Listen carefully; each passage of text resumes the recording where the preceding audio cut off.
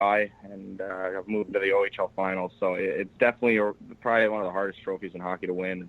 It was very special to win it.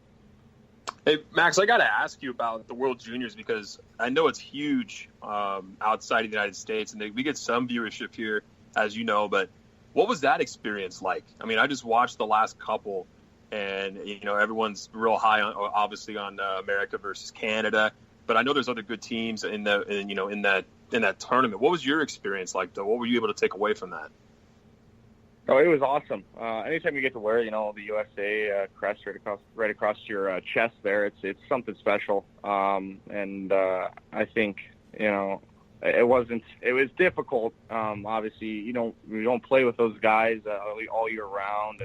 And most of those guys were college guys I played with. So it is definitely difficult to kind of be thrown into a team and know how they play and the style. I only had 2 points, and I think that whole tournament, I had chances to score left and right, and there was just snake bit in the bed, and definitely frustrating to me. And I know I should have been, a lot more on the goal sheet there. I should have been there, but that happens. But to get a bronze, it was cool. Definitely something cool to put on the resume, and I'm so glad I got to be a part of something like that. It's got to be tough with that cohesiveness, though, right? I mean, you just meet a group of guys and you're expected to go and win. So totally understandable, though. Yeah, it's super tough. You got to adapt, and I think that's kind of what I did. Is they wanted me to kind of play some kind of grinder role, and I think that's kind of what I tried to do. I felt like that's just where I was slotted for in their depth charts or whatever, and I think that's just kind of what I just kind of owned. I guess I just did that and did what they told me to do. So. Yeah, and you got to play with Matthew's brother, Brady, a similar type of player to his brother. I know you played obviously a lot with Matthew in London. So what was that experience like? Yeah, no, playing with Matt, he was a great player. He was a very easy player to put with. Marner and Kachuk, he complimented those guys so well on the ice, just below the dots. He was such a great player, and I could say the same about Brady. I think he's just the same kind of player as Matt, and they're both the same kind of personalities too. They're both funny guys and fun to be around. I definitely see. You can definitely tell they're brothers. So it was kind of funny to play with both of them, and I think it was just cool. It's cool to play with both of them. Yeah, we got to talk about London a bit because I want to know how tough it was to leave London after 2.5 seasons. I mean, you're Memorial Cup champion, OHL champion. I had some good success there with the Knights, and then moving on to Kingston. How tough was it to leave that team? Yeah, no, it was really tough. Obviously, I left the U.S. national team to play in the OHL just for the one team, which was London, and the team I was drafted by, it's the team I always wanted to play for, and but it's a business, right? I mean, yeah. I think for the guys here in the top 2 lines that were here, we all got traded, and for all of us, I mean, me and Robert Thomas tried to stay, fought it. It's just the way it is, and business, and looking forward, I think London's going to be pretty set for the years coming forward with draft picks and players in their system, and that's just the way it is. That's the way it works, and I had a great time up in Kingston for the whatever half the season it was, and playoffs we had a good run, and but definitely missed London, and it's turned to a home to me with my billet family that I had there. I trained there in the summer too, and I'm actually here right now. So yeah, I mean, it had to make it easier though, I think, with Cliff Poo, your teammate, coming over to Kingston as well, and then your good friend Sean Day was also traded to Kingston. So having those 2 guys there, how much was it easier to transition over to that team when you've got 2 guys you know pretty well? Yeah, it was. You said it, Cliff. I played with. My first year I played on a line with him. Second year I played with him, and then third year I didn't play with him in Kingston, but it was easy for those guys to kind of be there for me in the transitioning kind of phase. And once I got to be around Sean and be around Cliff, it made it just that much easier to get to know all the other guys and just be myself in the locker room. For sure. And you talked about how Robbie was also traded. He goes to Hamilton, and of course the Memorial Cup starts tonight. and you've got Regina playing Hamilton in the beginning game here, and you've got fellow Ducks prospects Sam Steele and Josh Maher going up against Robbie tonight as well. You're gonna be keeping some tabs a bit on the Memorial Cup, just watching those guys, looking out for them. Yeah, I'll probably peek at it a little bit. I mean, once we got knocked out, I didn't really look too much at it. I didn't want to, just look at the past and see where I could have been in playoffs, But I just knew that Hamilton won, and that was it. And then I knew they were going on. But I'll definitely keep tabs on the Memorial Cup. I kind of want Sammy and Josh to win it because I know Rob's already won one. So it'd be nice for Sammy and Josh to win one, and because they're really good buddies of mine also, and I'd love to see those guys hoist that cup. So I wanted to kind of transition you over, Max, to talking about the AHL experience you had with the Gulls a couple seasons ago. Just kind of interesting how you hopped right out of the OHL playoffs right into AHL intensity with San Diego. Now that you got your feet wet there, I mean, obviously you're ready to give it a go for the big club. But how was that experience jumping from one playoff to a completely different league and in like the same sort of intensity? It was great. No, it was by far the greatest thing. I felt like I like pro hockey like a lot more than the OHL or junior hockey, I should say. I just think I feel more like myself when I'm playing. Like I feel, my speed, my power, my strength. I get to play my full, 100% rounded game rather than, having to watch out and make sure I'm not, that guy's watching me, refs watching me or whatnot.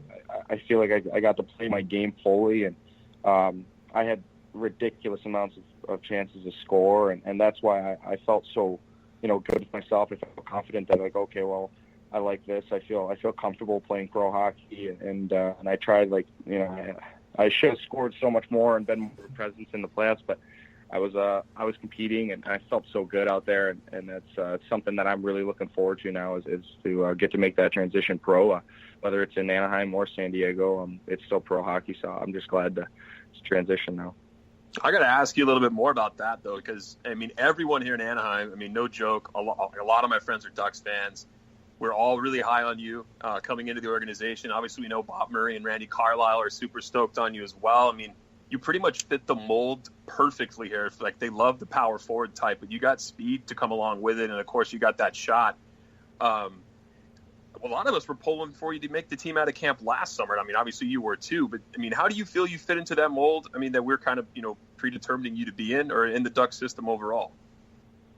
Yeah, no, I think I play the game the way they want me to. I think that's the way Anaheim plays is big, strong. And I mean, they got guys that compete. And I think that's the reason why they drafted me. I fit their, exactly what you said. I fit their mold. And, I got speed too, and that's something that they had told me they were looking for in the next coming years is they need speed, and so I knew I could be an asset in that situation. And I every year when I go to camp, I always got to have the confidence and have it in my mind that I'm going to try to, make the team right out of camp and play one game at least, and then go from there, play two games, and it's day by day, right? I want to push myself to be confident and push myself to make goals and, some minor goals and long-term goals, short-term, long-term, and try to fulfill those goals. And I feel like that makes me, more hungry, more competitive when I am on the ice. And, I play a hard game on the ice, and a lot of people don't like that.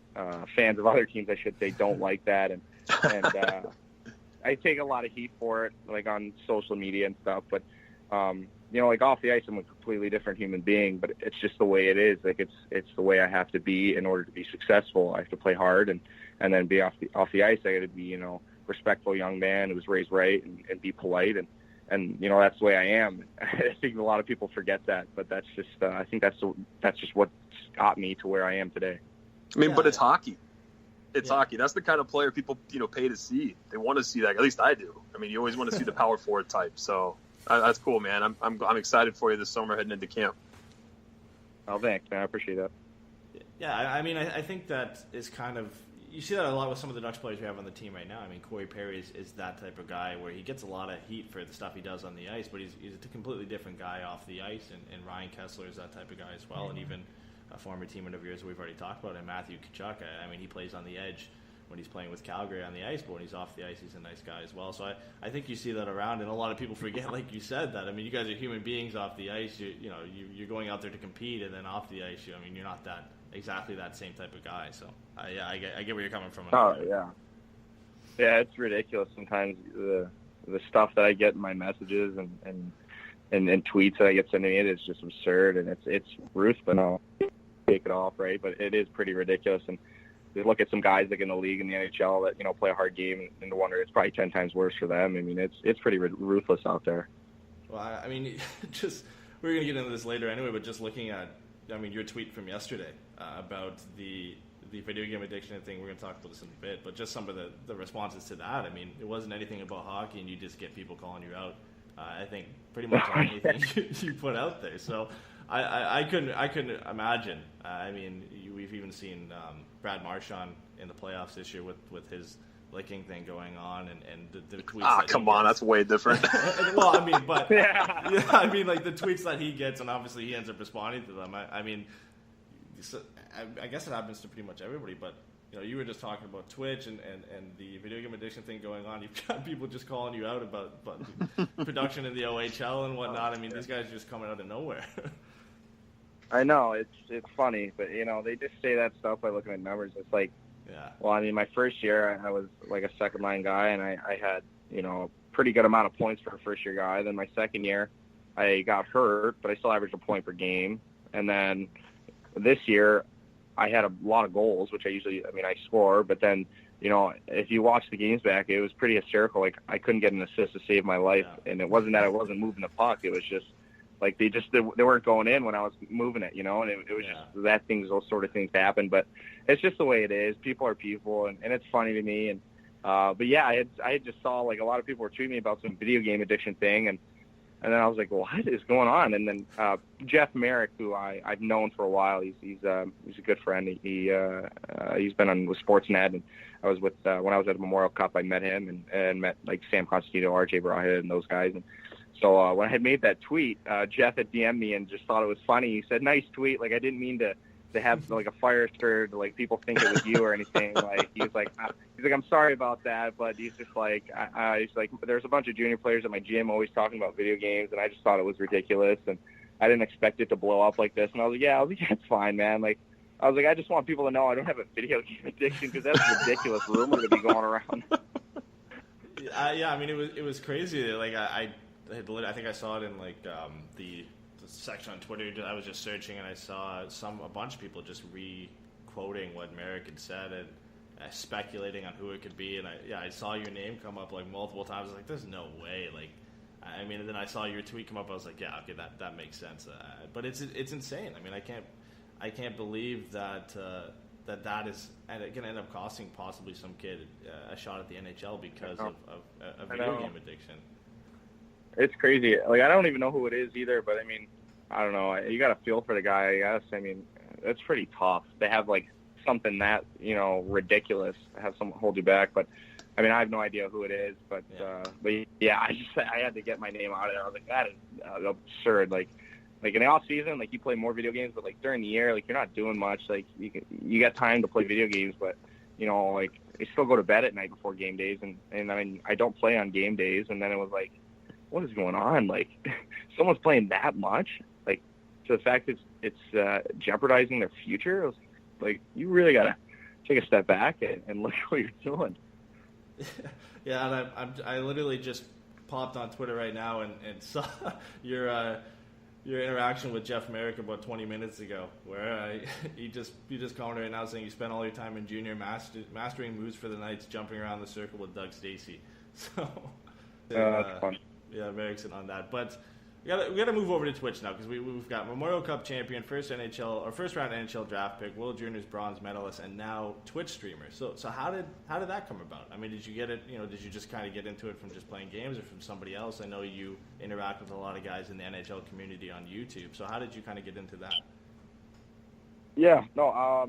So I don't know. Like, I've loved video games. Like, I used to play them when I was a kid, and I kind of got away from them for a while, and then I used to just play them when I'd get bored and I wasn't doing anything at home. So I would play them, and then when Fortnite came out, I started playing that, and then what's the Ninja? The guy Ninja who's like ridiculously famous now, and I started watching him, and I was like, wow, like this is kind of fun to watch. And then I saw D.T. Brown does it, so I was watching him, and some guys in the NBA do it, and then I was like, well, this is kind of fun. Like